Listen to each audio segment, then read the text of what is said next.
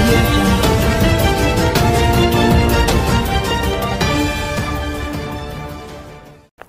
Cinema అన్న ఇప్పుడు ఈ సినిమా చూసిన తర్వాత మైక్ టెస్టింగ్ అనగానే నేను నా పేరు కృష్ణ ఐల్ ఇండియా అనేది చెప్పాలని కాదు, ఆటోమేటికల్గా మేబీ నో కాన్షియస్గా అన్కాన్షియస్గా లోపల ముద్రపడిన సినిమా ఇది.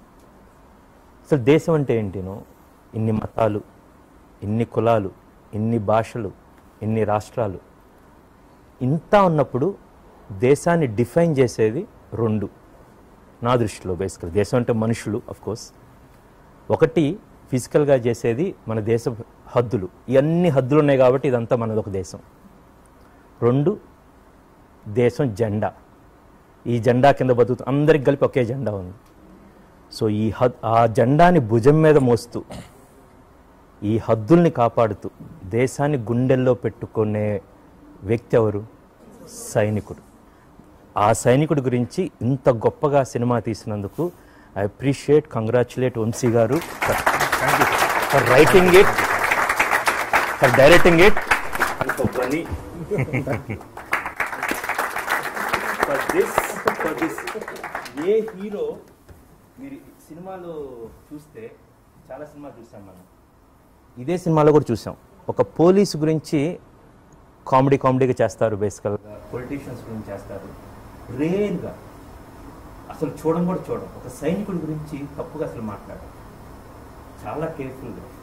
ఓకే, అంటే ఎంత హానెస్టీగా ఉండాలి. ఆ హానెస్టీని తెర మీద తీసుకురాగలిగిన ఒక గొప్ప నటుడు. ఎవరు ఎంతమంది ఇలా కట్ చేసుకుంటారు చెప్పండి? ఓకే, అండ్ ఇక్కడ ఘాటు పెట్టి ఇది రావడానికి ఎన్ని సంవత్సరాలు పట్టింది, ఎన్ని నెలలు, ఎన్ని సంవత్సరాలు పట్టింది. సో అతను ఎంత చూపించిన హానెస్టీకి, ఎంత మీనింగ్ఫుల్ థాట్ ప్రొవోకింగ్ హానెస్టీ తీసినందుకు మీ ఇద్దరికి వన్ మోర్ టైం.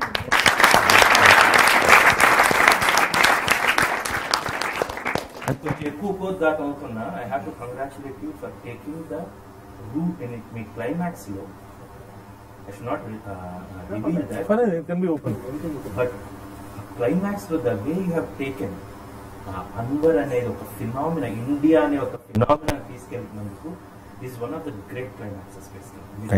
పాత్ వెన్నుకుంటే ఎలా ఉండేది నాకు తెలియదు, but this is the path to make this film, to end this film.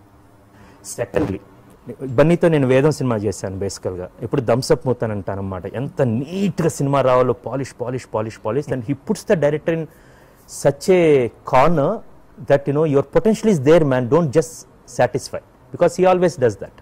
అప్పుడు బన్నీ ఒక మిర్రర్లోకి ఇలా చూసుకొని రియలైజ్ అయ్యేది ఒక షాట్ ఉంటుంది, మీకు గుర్తుంటా, ముసలాయనకి డబ్బుల తర్వాత. ఈ సినిమాలో ఆ కమిషనర్ ఒక ఫోటో తీసుకోవాలని అడిగినప్పుడు దెన్ బన్నీ కెనాట్, ఆ సెల్ఫీ ఫోటో తీసినప్పుడు నవ్వలేడు. దాని తర్వాత అతను పరిగెడతా ఉంటాడు బేసికల్గా. ఆక్రందన, ఆక్రోషణ, ఎవరి మీద, తనను గెలుచుకోలేకపోయాడు అనేది.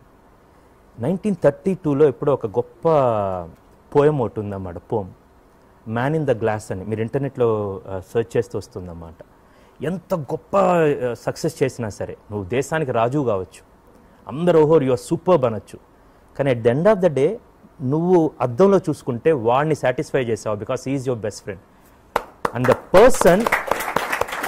Person who will judge, if you really know, తల్లిదండ్రులు కాదు, భార్యాబిడ్డలు కాదు, ఎవరు జడ్జ్ చేయాలి అంటే ఆ మ్యాన్ ఇన్ ద మిర్రర్, అద్దంలో చూసుకున్నప్పుడు he has to judge.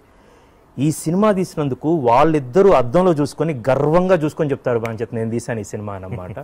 For that man in the mirror, ఈ సినిమాలో these are the two great topics basically, where India, defining the country, the soldier, and second thing is man in the mirror about the character. For these great themes, it's brilliant, sir.